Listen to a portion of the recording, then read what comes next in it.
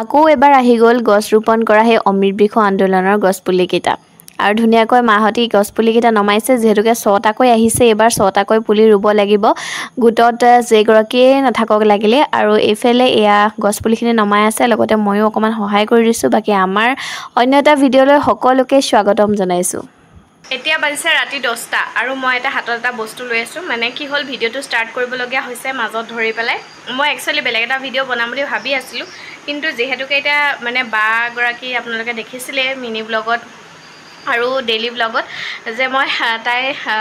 ছোৱালী এজনী জন্ম হৈছিলে আৰু খবৰ ল'বলৈ গৈছিলোঁ যেহেতুকে আজি 5 দিনমান হৈছে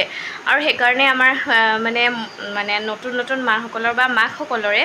যেতিয়া সন্তান জন্ম হয় তেতিয়া এটা বস্তু বহুতে প্ৰয়োজন হয় সেইটো হৈছে এইটো কথাটো হ'ল কি এইটো বহুতে বেছি হেল্পফুল হয় আৰু সেইকাৰণে এতিয়া হেল্পফুল হয় কাৰণে আজি ৰাতি 10টা বজাত এতিয়া মই এইটো দিবলগীয়া হৈছে আৰু সেইকাৰণে মই বিচাৰোঁ যে মই ক'ব বিচাৰোঁ যে সকলোৱে যিসকলে নতুনকৈ মা হ'বলৈ গৈ আছে বা যিসকলে অলৰেডি হ'ল তেওঁলোকে যদি প্ৰব্লেমটো ফেচ কৰিছে তেনেহ'লে এই বস্তুটো অতি সোনকালে কিনি ল'ব এয়া একেবাৰে মানে ইউজবিলাক তাত লিখাই থাকে কেনেকৈ কি কৰে কিন্তু এইটো এটা হেল্পফুল হয় এই বস্তুটো কোৱা হয় যে ব্ৰেষ্ট পাম্প যিসকলেতো জানেই বাৰু যিসকলে নাজানে তেওঁলোকৰ বাবে এই ভিডিঅ'টো প্ৰস্তুত কৰিছোঁ মই আৰু আপোনালোকেতো জানেই যে সন্তানক যেতিয়া প্ৰথম গাখীৰ খুওৱা হয় তেতিয়া এফালে খোৱালে আনফালে যেতিয়া ৰখি যায় আৰু যেতিয়া বহুত দেৰি তেওঁলোকে শুই থাকে আৰু তেতিয়া যেতিয়া গাখীৰ খোৱাটো বন্ধ হৈ থাকে তেতিয়া আমাৰ গোটা বান্ধি যায় আৰু সেই গোটা বান্ধি যাওঁতে